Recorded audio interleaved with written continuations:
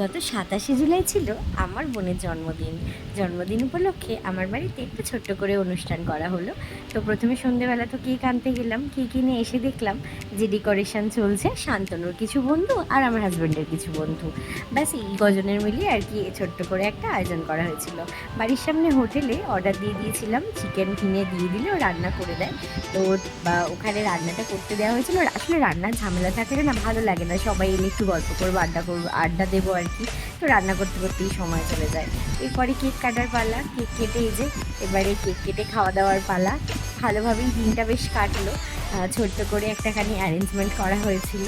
এরপরে কেকটি খেয়ে দিয়ে তারপরে একটুখানি গল্প আড্ডা, যে এই দিনের রাতটুকু এইভাবেই কাটানো হলো আর কি।